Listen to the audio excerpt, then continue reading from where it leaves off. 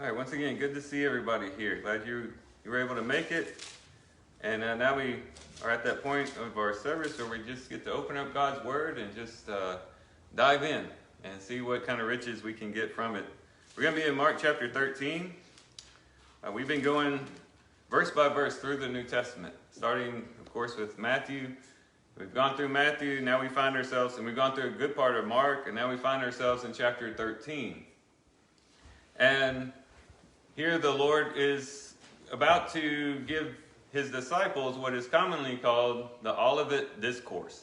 Olivet because it was on the Mount of Olives, Discourse because it was a teaching by Christ. But you might hear people talk about the Olivet Discourse. Well, that's what we're going to get into today in Mark chapter 13. And it comes on the heels of the story of the widow, what's commonly called the widow's mite. The New American Standard, the 2 copper coins that the widow brought to the treasury. And there Jesus gave them a clear example, his disciples, a clear example of, hey, it's not all about what's grand and great. It's not so much about people pouring, bags of money into the treasury.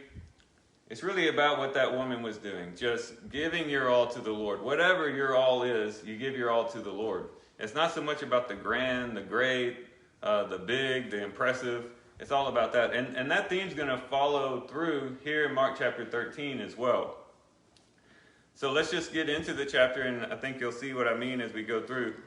In verse 1 it says, as he was going out of the temple, one of his disciples said to him, Teacher, behold what wonderful stones and what wonderful buildings. So there they are, once again, the disciples impressed with what's great, what's grand, what's beautiful. And surely the temple was beautiful at that time. Solomon, in his time, David's son, had built a beautiful temple to the Lord. It was the temple that remained with them throughout all the kings that followed Solomon. But then Babylon came in and destroyed that temple around 587 BC. Babylon came in, destroyed that temple. They were led into exile. But then, under the leadership of Zerubbabel, they came back to the land and they rebuilt the temple. Well, that temple became their temple for a very long time until the time of Herod the Great. And Herod the Great was one who was really big into architecture. And he made the temple kind of his pet project. He lived right before, towards the end of the BC. He died around 4 BC, but he was there, right past the time of Christ, about after Christ was about 2 years old, thereabouts, Herod died. But there before Christ really came onto the scene, Herod was there just building the temple. Spent a good 40 years just building onto it, hanging all types of adornments to it, just making it beautiful. And it was beautiful. Matter of fact, historical accounts say that even while you were far off from Jerusalem, you could see the temple just gleaming in the sunlight. It was just so beautiful. And the disciples are impressed by this. They're saying, hey, look at these buildings. Look at these stones. Isn't it so beautiful? If you cross-reference the parallel passages in Mark chapter 23, which precedes Matthew 23, which precedes Matthew 24, which is Matthew's record of the Olivet Discourse, you see that this is preceded by Jesus pronouncing judgment against Jerusalem and against the temple. Oh, Jerusalem, Jerusalem, who kills the prophets and stones those who are sent to her, how I would have gathered you together as a hen gathers her chicks under her wings, but you are not willing. Behold, your house is left to you desolate, he says there. And so that might have prompted the disciples to say, wait, the house is going to be left desolate? The temple is going to be destroyed. Lord, look at these temples. Look how wonderful they are. Look how beautiful they are. And so that might be part of what's going on here. But in either case, Jesus is going to correct them on that. In verse 2 it says, and Jesus said to them, do you see these great buildings? Not one stone will be left upon another, which will not be torn down. What's impressive to man and what amazes man isn't quite so impressive to the Lord. There's a lot that perhaps we as humans might take pride in. 7 wonders of the world, maybe technology. Look at the technological advances with all the inventions we've had in the past 200 years. Look how far we've gone in medical treatment. Look how much we as humans have accomplished. And the Lord just looks and says, you know what? Don't you know one day it's all going to be destroyed? Yes, those things are wonderful, and it's a wonderful thing that God has created beings such as humans who are able to accomplish such things, and all the glory should go to Him. But at the same time, the things that we esteem highly are not necessarily highly esteemed by the Lord, because He knows the end. He is the Alpha, the Omega, the beginning and the end, the one who was and is and still to come. He's seen technology come and go. He's seen societies come and go. He's seen civilizations come and go. He's not impressed by those things. He's impressed by the widows who come and give their all, as was the story that preceded this, as mentioned. We need to remember that. 2 Peter chapter 3 tells us that all the elements will be destroyed by fire. And then we'll usher in the new heavens and the new earth. So our encouragement there is, don't be so impressed with the things of the earth, but be seeking those things that are above, where Christ is seated in the heavenly places. That's where eternity can be found. But it continues on in verse 3, and as he was sitting on the Mount of Olives opposite the temple, by the way, this was a good spot. This was a good spot if you wanted to sit and look at the temple. The Mount of Olives was at high elevation, and you could look out and you could really see the temple. And so they're in a good spot to be talking about the future of the temple in this discourse. But anyways, they're sitting opposite the temple. Remember, at the end of chapter 12, we saw him sitting opposite the treasury. And now he's opposite the temple. Could be a connection between those two things. But nonetheless, Peter, James, and John, it continues in verse 3, and John and Andrew, Peter, James, and John and Andrew were questioning him privately. Tell us, when will these things be? And what will be the sign when all these things are going to be fulfilled? I find it quite interesting that in Mark chapter 1, the first 4 disciples that Jesus calls to himself are these 4 guys. He had come to Peter and Andrew, remember, who were fishing. He said, hey, come with me and I'll make you fishers of men. And then he saw James and John with their father Zebedee, and they were mending their nets. He said, hey, come and follow me. These same 4 apostles, later be called apostles, are the same 4 that are asking him these questions. And so you have on the 2 bookends of Mark these 4 apostles. But nonetheless, this is what they're asking him. He says, when will these things be? In other words, when will the temple be destroyed and not one stone left upon another? Which, by the way, literally was fulfilled when Titus and the Roman army came into Jerusalem. Inadvertently, someone set the temple on fire, and it burned with such intense heat that the gold in the temple actually seeped into the crevices of the stones there in the temple. And the soldiers dismantled the temple stone by stone by stone and rolled them down the hill in order to extract that gold that had seeped in between those crevices. So it literally didn't have one stone standing upon another. And the disciples are saying, when is this going to happen? When are these things going to take place? And when will be the end? It's interesting how Jesus answers them in verse 5. And Jesus began to say to them, see to it that no one misleads you. That's the first thing you need to know. Not the timeline, not the grand plan. Just don't be misled. He'll go in and that's going to be the main focus.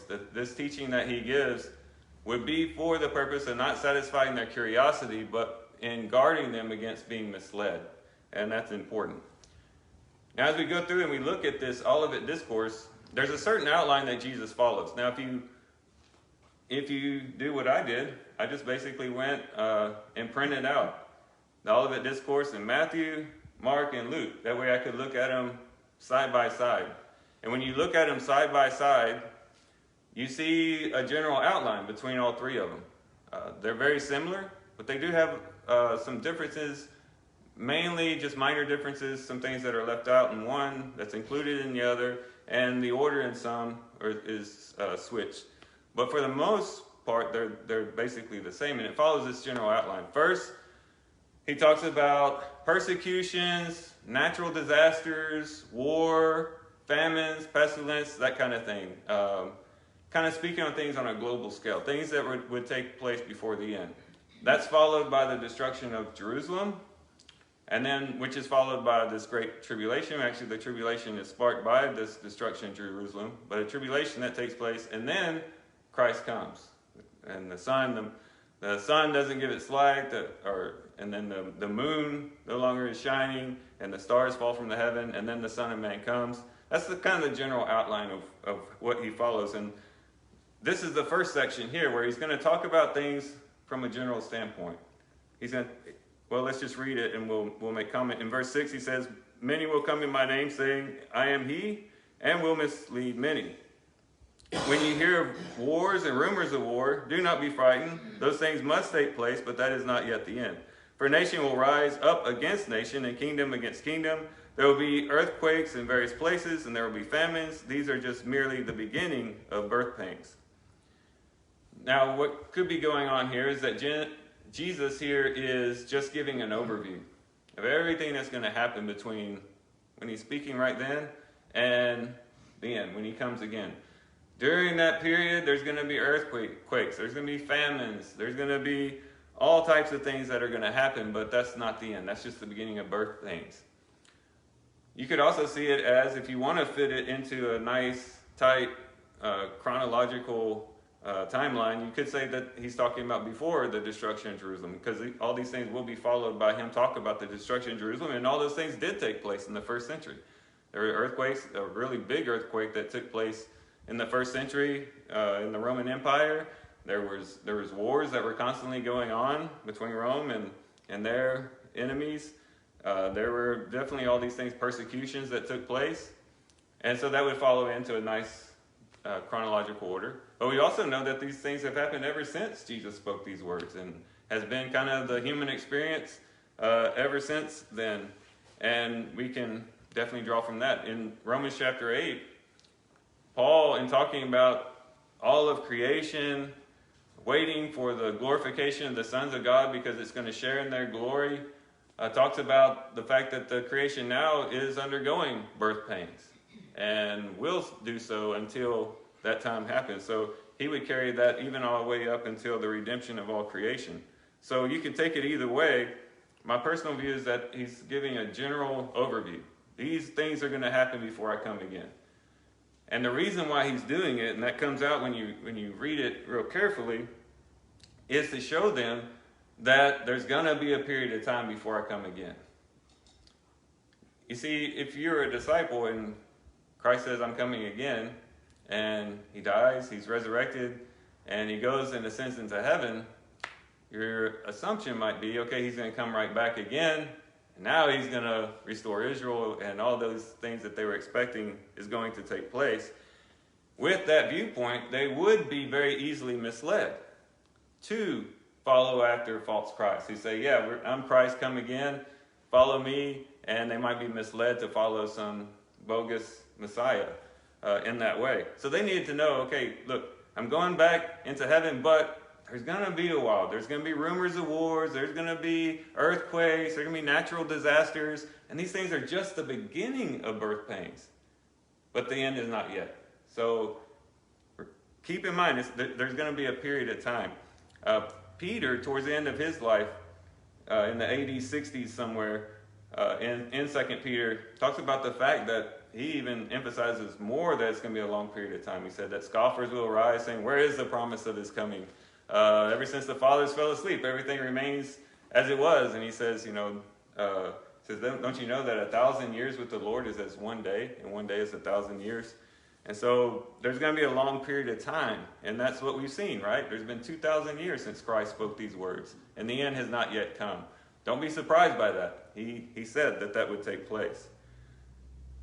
And he says in verse 9, be on your guard, for they will deliver you to the courts, and you will be flogged in the synagogues, and you will stand before governors and kings for my sake as a testimony to them. So that's something else they needed to understand. Just because you're being persecuted, just because it seems like the enemy has the upper hand, doesn't mean that you missed my second coming. Things are going to get bleak. It's going to get ugly. but don't think you missed me. Don't think that I came back and you missed out. The church at Thessalonica believed that, and that was one of the main topics that Paul tried to tell them. Hey, the end's not going to come until the lawless man is revealed. There's going to be this great deception that's going to come on all the earth. Don't panic. You didn't miss the second coming. Don't quit your jobs, as he talks about it towards the end of 2 Thessalonians. But just wait. Be patient for the coming of the Lord. But nonetheless, he's saying it's going to get ugly. Don't think you missed out. Again, don't be misled. Don't follow these false messiahs. And he says in verse 10, the gospel must first be preached to all nations. So the gospel would spread to all the ends of the earth before the end, which we saw kind of happen there in the first century, right? It had been proclaimed at least to the known world at the time there in the first century, but that continues to expand and continues to stretch even into other places in our day. But nonetheless, in verse 11, he says, when they arrest you and hand you over, do not worry beforehand about what you are to say, but say whatever is given to you in that hour. For it is not you who speak, but it is the Holy Spirit. Brother will betray brother to death, and a father his child, and children will rise up against parents and have them put to death. You will be hated by all because of my name, but the one who endures to the end, he will be saved. So he's saying, don't worry. Don't worry about what's going to happen, trying to figure out how you're going to respond to this situation, that situation. He says, you're going to be given what you need in the moment. And we'll talk about that more in a little bit. In verse 14, now he gets into the destruction of Jerusalem. Okay? But when you see the abomination of desolation standing where it should not be, let the reader understand, then those who are in Judea must flee to the mountains. The one who is on the housetop must not go down or go in to get anything out of his house. And the one who is in the field must not turn back to get his coat. But woe to those who are pregnant and to those who are nursing babies in those days. But pray that it may not happen in the winter. For those days will be a time of tribulation such as not occurred since the beginning of the creation which God had created until now, never will. Unless the Lord had shortened those days, no life would have been saved, but for the sake of the elect whom he chose, he shortened the days. So here he's saying that when you see this abomination of desolation, now that's a phrase that he borrows from Daniel. You might be familiar with that. Daniel prophesied that Epiphanes, when he came in and desecrated the altar and offered up pigs on the altar there, Daniel had already prophesied that was going to happen. That was called the Abomination of Desolation. That was horrible in the sight of the Jews. Pigs were unclean animals. To offer up pigs on the altar was definitely to desecrate the temple of God. But Jesus is saying something similar to that's going to happen in the future, in their future at the time. And if you cross-reference Luke 21, you find that this could be talking about the coming of the Roman army. Well, let's just turn to in Luke chapter 21. There he said, well, basically Luke says that that's going to be when you know that the desolation is going to occur. Verse 20, Luke 21:20. But when you see Jerusalem surrounded by armies, then recognize that her desolation is near. So there's been a lot of debate about what the desecration, desolation is going to be, but here Luke just says it's when the armies are surrounded and the desolation is near. You know that it's about to happen. That's the sign that it's going to occur. It could be when the Roman army went into the temple and set fire to it and all those things. But nonetheless, you knew that was about to happen when the armies were coming. And Jesus says in Luke there, that's how you know when to get out. When you go back to Luke chapter 13, you know that's when they would know to get out. When they saw the Roman army coming, hey, it's time to get out of Dodge. It's time to get out of there and escape. Don't wait around. He says, so much so that you need to pray that it doesn't happen in winter. You better hope that you're not pregnant, because when it happens, you got to get out quick. And you don't need to have any barriers keeping you from getting out of Jerusalem. And historically, that's what the Christians did. When they saw the Roman armies coming, they got out of there. They did escape, and they listened to what Jesus said.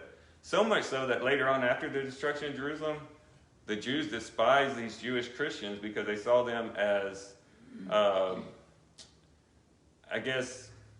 they saw them as not being in line with Israel. They saw them as traitors. That's the word I'm looking for. They saw them as traitors because they didn't stick it out. But they did listen to Jesus' instructions, and their lives were spared. He says that there's going to be this time of tribulation, such as not occurred since the beginning of creation. Again, cross-reference Luke, and you see this as a period of time. He calls it the times of the Gentiles, times plural. In other words, there's going to be these epochs of the Gentiles that's going to take place. And this time of tribulation is going to cover that whole span. So if you take that into account, you could include really the whole experience of the Jewish nation from the time of the destruction of Jerusalem, running all the way through the Holocaust and all those things. It's going to be a period of tribulation. The Jews have been persecuted. They've been hated. You find any organization, racist organization, typically they always include the Jews in their racism. The Jews have just been despised for 2,000 years and really mistreated and treated in a very bad way. And you can see that as a tribulation that would occur to them. But he says, you know what, I'm not going to allow it to last so long that every Jew is going to be destroyed. For the elect's sake, I'm going to cut it short before that takes place. The elect referring to the Jewish nation. But nonetheless, he says in verse 21, and then if anyone says to you, behold, here is the Christ, or behold, he is there, do not believe him, for false Christs and false prophets will arise and will show signs and wonders in order to lead astray, if possible, the elect. But take heed, behold, I have told you everything in advance. So in this time of tribulation, what are they going to be looking for? They're going to be looking for a Messiah to come and save them, for him to come and rescue them, to get them out of that tribulation. And so they're going to be susceptible to accepting false messiahs, false Christs. He says, beware, don't be led astray by that. He says that some will come and try to lead astray, even the elect, even the Jewish nation. He says, I told you in advance, you should know ahead of time not to fall for that. And then he gets to his return. So you have these wars and natural disasters, persecutions that would occur throughout the whole span of human history from the time of Christ even till now. And then he backs up and talks about the destruction of Jerusalem as the first sign that you know that the end is coming near, that things are going to take place. And then he's going to go in, and he talks about the tribulation that includes the destruction of Jerusalem, but carries on past the destruction of Jerusalem. And then the return of Christ is going to come at the end of that tribulation. Verse 24, but in those days, after that tribulation, the sun will be darkened, and the moon will not give its light. And the stars will be falling from heaven, and the powers that are in the heavens will be shaken. That's interesting, because when you look at verse 4 of this same chapter, they ask, what will be the sign when all these things are to be fulfilled? That word sign in the original language is an attesting miracle. It's the same word that was used by the religious leaders when they said, give us a sign that we may believe in you. Jesus says, I'm not going to give you any sign except for the sign of Jonah the prophet, who was in the belly of the fish for 3 days and 3 nights. I'm going to be in the belly of the earth for 3 days and 3 nights. And that's going to be your sign. What they were looking for was a sign from heaven, a testing miracle, something that just kind of like something just maybe miraculous signs in the heavens that would show, yeah, he is the Messiah, you need to listen to him. That didn't happen in his first coming. In his second coming, that's going to happen. He says, you're going to know it when I come again. It's going to be attested even in the sky. And then in verse 26, then they will see the Son of Man coming in clouds with great power and glory. Then he will send forth his angels and will gather his elect from the four winds, from the farthest end of the earth to the farthest end of heaven. So don't be, again, this ties back to don't be deceived, don't be misled. He's basically saying, when I come again, you're going to know it. Don't be following some guy who's in a room somewhere or in a closet or saying, oh yeah, he's over here or he's over there or he's some guy that I met the other day or no. When he comes, everybody's going to know it. There's going to be signs in heaven. All the nations are going to see him. They're going to mourn over him. They're going to realize, hey, this is the one. And every knee's going to bow and every tongue will confess, Philippians chapter 2 talks about. And everyone will know. And then when he comes, all the dead in Christ are going to raise up again. So that he's going to come with his saints in glory. 1 Thessalonians chapter 4 teaches us. He's going to come with the saints. The saints are going to re-inhabit their bodies. They're going to be resurrected. And then we're going to meet. That's going to happen first. And then we're going to meet with them. And we're going to be transformed and then meet the Lord in the air. And then we're going to come back to the earth, the new heavens and the new earth, and inhabit the new creation. And we'll be with the Lord forever. No crying, no mourning, no sickness, no coronavirus, nothing. We'll just live forever in immortal, incorruptible, imperishable bodies.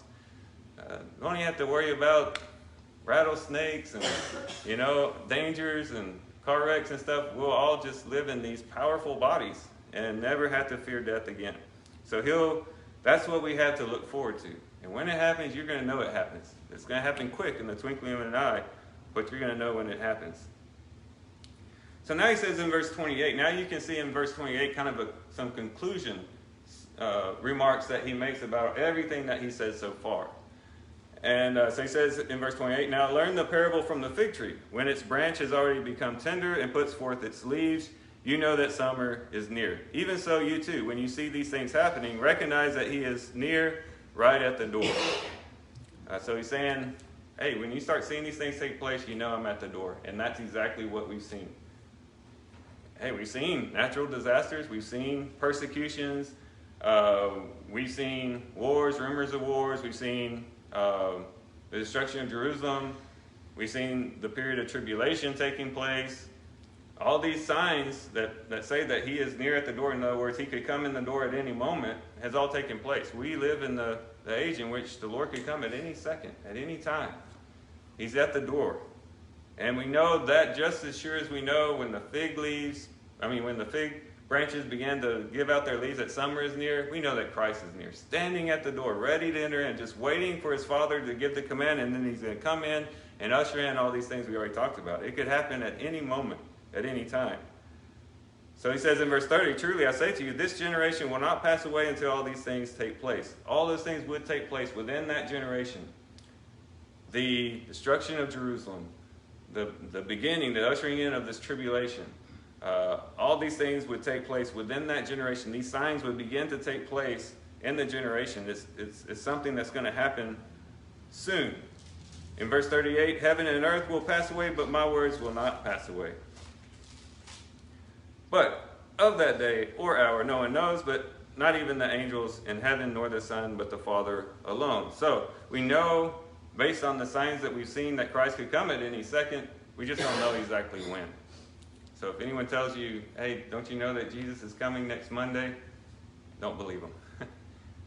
There's been a lot of people who have tried to predict the exact day Jesus is coming, and all of them have been wrong. We don't know.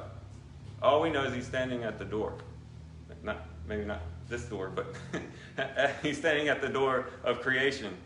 And we know that at any moment he could come. We don't know the day or the hour. We just know that it's soon. Or it's close. Let me put it that way. So how should we respond? Verse 33, take heed, keep on the alert, for you do not know when the appointed time will come. It's like a man away on a journey, who upon leaving his house and putting his slaves in charge, assigning to each one his task, also commanded the doorkeeper to stay on the alert. Therefore be on the alert, for you do not know when the master of the house is coming, whether in the evening or midnight, or when the rooster crows, or in the morning, in case he should come suddenly and find you asleep. What I say to you, I say to all, be on the alert. There he's applying what he's teaching them. Just in case someone might read this and say, oh, well, he's just talking to the apostles. He said, what I say to you, I say to all. Be on the alert. We need to be prepared for his coming. Not this past Friday, but the Friday before, I got the kids together in our house, and we got in a circle. And have y'all ever played hot potato? It's a pretty famous game. But it's basically where we played with a potato, just to stay true to the name, but you don't have to use a potato. You can use any object, and what you do is you have someone playing music. And while the music's playing, everyone passes that object around. And whenever the music stops, whoever has that object in their hand, they're out. And then that person's out, so then you start with who's left, you pass it around, the music stops, oh, I got it, I'm out. Then it keeps going until you get down, of course, to the last person who wins the game. And the reason I did that with the kids was I wanted to teach them this lesson. Hey, we don't know when the music's going to stop. We're like playing hot potato here in this life. And when you don't know when the music's going to stop, what does that do? That should motivate you to action. If you're playing hot potato and you know, okay, They're going to play the music for 2 minutes. What am I going to do? I'll just hold on to the object. Let's see, it's about 1:55. Yeah, let me pass it. And then you're safe. It would lead you to inaction, not to action. When you don't know when the music's going to stop, hey, let me get busy. Let me get rid of this potato. Let me work and be active. And that's how our attitude should be in Christ coming. We don't know when the music's going to stop. So let's be busy. Let's be passing on the potato of blessing and love and life towards other people and being active, so that when the music does stop, he'll find us busy doing the work of the kingdom. And he'll say, well done, good and faithful servant. You've been faithful over a few things. I'll put you over many things. Enter into the glory of the Father. That's what we want to hear. When the music stops, we want to be busy. We want to be working hard for the Lord. And that's what he's teaching his disciples here. So now we've gotten the interpretation of Mark 13. Now we want to do something that we didn't really do when we were in Matthew 24 6 months ago. I want to go back and kind of glean some practical application from this chapter, okay? So an interesting thing happens when you take Mark chapter 13 and you apply it or look at it from the lens of just an individual's life, you get a wealth of principles and teachings that come out of it. Now, before I go into this, I want to make it very clear that what Jesus is talking about is something that is global and national and pertains to humanity as a whole. What's going to happen in the future, what's going to happen before it's coming. In application, what we're going to do is merely take, or I guess, put into play this idea of the fact that even those things that's going to happen globally with all the earth happens to us personally within the realm of our own life. And I think that'll become clear as we teach it. But I don't want anyone to leave and say, well, Joey said that Mark 13 is just talking about our lives. It's not talking about the future or the incoming. No, not at all. Hopefully you got that in the first section of the lesson. Merely all I'm going to do now is say, you know what the world experienced through these things that Jesus teaches, we experience personally in our lives. In other words, let's just go through it. All of us are, in our own personal lives, are encountered with false Christ. That is, there are people or things that come into our lives that would try to take the place of Christ. Now, in Jesus' teaching, he's talking about literal people who are claiming to be the Messiah. But in our personal lives, it can be anything that comes in that challenges Christ's authority for us. In other words, it could be governmental systems, it could be careers, it could be family members, it could be friends, it could be possessions that we have, it could be anything that robs us of our devotion to Christ. And we say, this is my thing, this is what I'm all about, to the exclusion of Christ. And so in our own personal lives, we have a lot of things that are coming at us over and over again. Advertisements, commercials, everything is saying, this is what you need. This is your Savior. This is what will help you in your life. And we just got to be very careful that we don't believe that and say, well, my life is about having all the nice gadgets and gizmos and being connected to the right people, promoting myself. In and of themselves, those things aren't bad, but if they begin to take the place of Christ, they become false messiahs to us. So we all encounter that even on a personal level. We also all experience wars and rumors of wars in our personal life. Now, I'm not talking about we all engage in some type of gunfire or some type of physical warfare, but we all engage in wars, and we all have rumors of wars in our lives. That is, there's times when we encounter opposition. And that's what war is, just basically opposition between typically two world powers or two nations. And oftentimes that happens to us. Whether it's in our relationships, maybe it's the government persecuting us and coming against us. It could be just people opposing us in general. Maybe not even anything in connection to what we believe in the scriptures, but just in life in general. And we engage in these conflicts and these battles. And we'll talk about that more in a moment, but oftentimes, even in our own personal life, we have these things.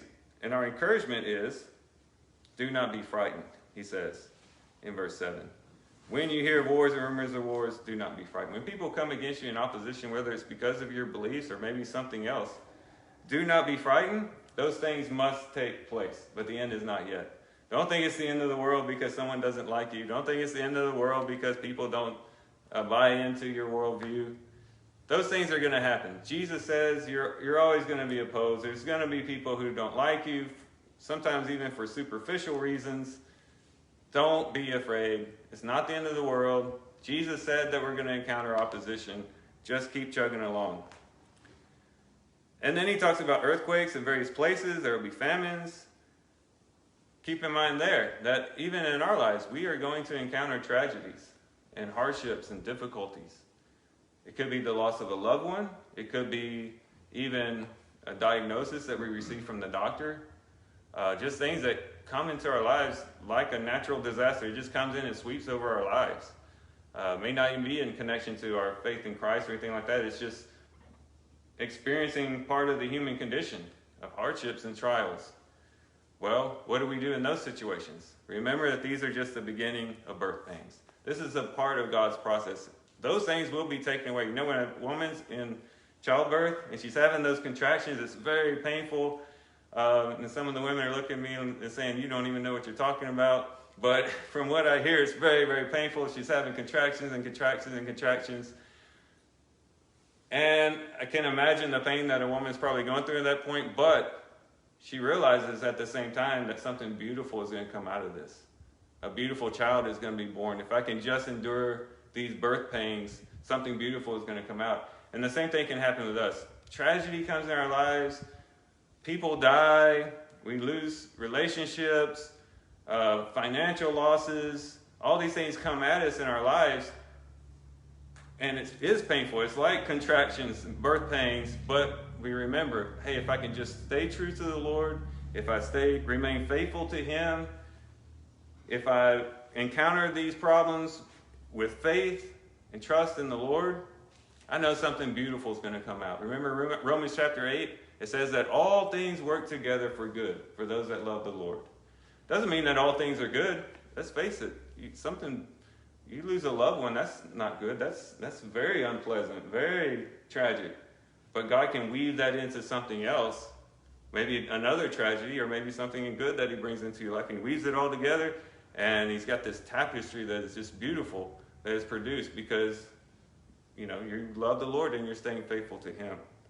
Kind of like baking a cake. If you eat the ingredients by themselves, but when you mix it all together, it produces something tasteful. That's kind of the idea. So remember, when you encounter tragedy, it's just the beginning of birth pains. God's got something good in plan for you and for me and for us if we'll stay true. And then he talks about the persecutions. Be on your guard, for they'll deliver you to the courts. And he goes on to talk about these persecutions.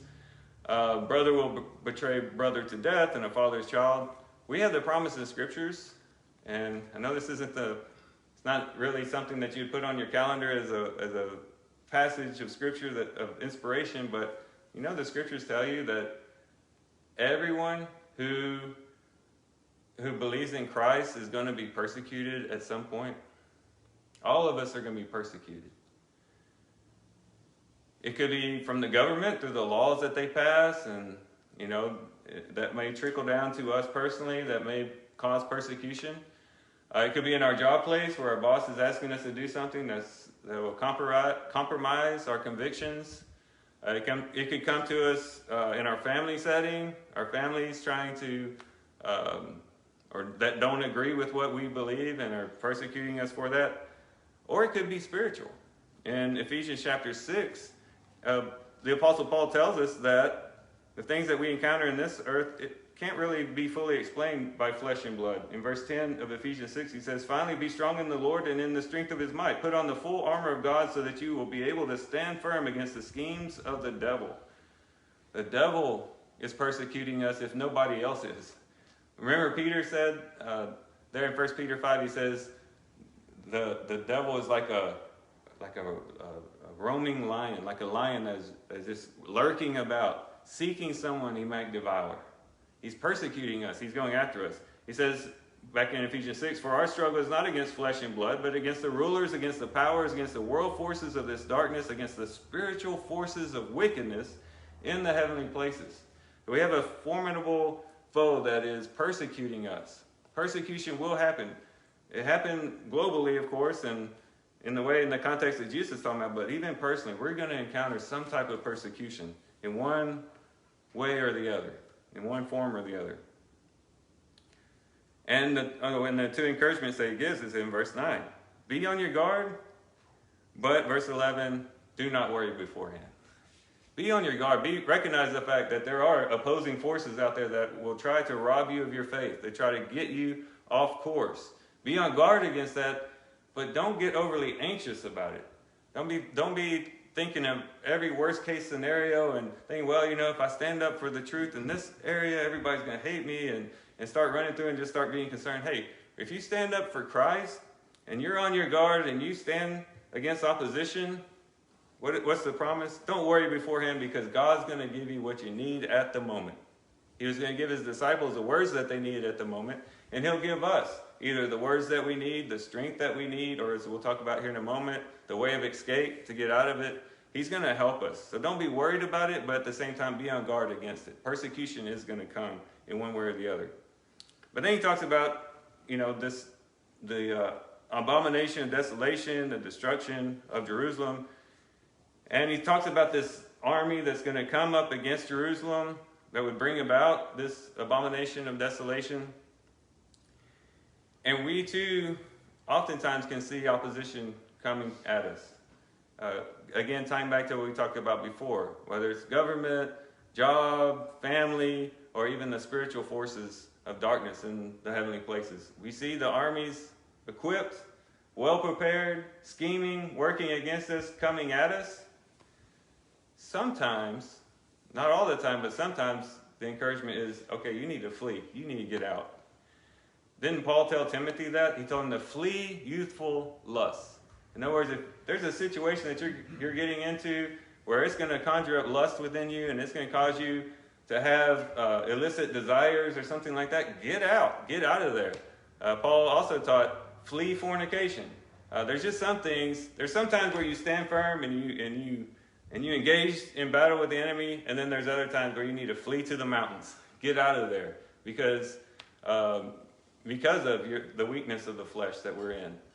There's some wisdom in that, but he says flee to the mountains when you see this happening, and then also pray. Pray for the way of escape. Pray that you'll be able to get out quickly. In 1 Corinthians chapter 10, we're told that the Lord is faithful and he will give us a way of escape. There's no temptation, he says there in chapter 10, there's no temptation that will overtake you. There's no temptation that you can endure that the Lord won't give you a way of escape. So when he gives you that way of escape, pray for the way of escape and then take the way of escape. Get out when necessary. So that applies to our personal life as well. And then we already talked about, he goes back again, talks about false Christ. We talked about that at the beginning. But then we get to the return of Christ. And that applies to our personal life as well. In verse 24, he says, but in those days after the tribulation, the sun will be darkened, and the moon will not give its light, and the stars will be falling from heaven. And that's what will happen on the day that we die, personally. Of course, when we die, our eyes will cease, and the sun, it'll be as though the sun is becoming darkened, the moon no longer giving its light, the stars would be like it's falling from heaven. Basically, when we die, all of creation will dissolve before our very eyes. The physical world will just become nothing to us anymore as our physical bodies die. The sun will be darkened, the moon will not give its light. As sad as that may sound, as depressing as that might sound, keep in mind that on the other side the Son of Man is coming. You will see Christ coming when you die. You will see Christ, whether it's because the angels bear you up and carry you up into heaven and you see Christ, or he's staring right at you when you die. Christ is going to be there, and you're going to see Christ in his glory, in his power, in his beauty. You're going to see Christ in death. But the other side of it is we don't know when we're going to die. Just as we don't know when the second coming is coming, we don't know when we're going to die. Could happen at any moment. You know, I exercise, I try to eat healthy, I try to take care of my physical body. I think we all should do that so that we can work longer for the Lord here on this earth. But at the same time, we got to recognize no matter how well we take care of ourselves, we could die at any moment. Car accident, some type of tragedy, we just don't know what's going to happen when we go outside those doors, or what could happen to us before we go outside those doors. Death is always lurking. Death is always peeking behind the corners, waiting for a chance to snatch us up. So the encouragement for us is what? Be on the alert. In verse 33 through verse 37, 3 times Christ says, keep on the alert. Verse 33, take heed, keep on the alert. Verse 35, therefore, be on the alert. Verse 36, what I say to you, I say to all. Be on the alert. We should always be on the alert. The music could stop because we died, just as easy as the music can stop because Christ comes again. We just got to remember, be diligent. Pass the potato of blessings and love and life to others. And be diligent doing the work of the kingdom. Because when the music stops, we want him to look at us and say, well done, good and faithful servant. So in conclusion, what do we walk away with? Well, by way of invitation, we would say, the music has stopped. The music in your life may be playing beautifully or may be playing dreadfully, but the music is still playing as long as you still have life within you. But the music could stop at any second. And where will you be? Where will you find yourself when the music stops? Give your life to the Lord now. We don't know what tomorrow will be like. We can't boast in tomorrow. All we have is right now, this very moment. Will you take this very moment and give your life to Christ? And give your heart to him wholeheartedly? And serve him the rest of your life? If you want to do that, we would strongly encourage you to do that now as we stand and sing the song of invitation. If you're watching online, contact us. We offer baptisms 24/7. We'd be more than willing to facilitate that, but please, just give your life to Christ. Don't wait for the music to stop. Do it now. So if you'll do that, we'll stand and sing the song that JT has prepared.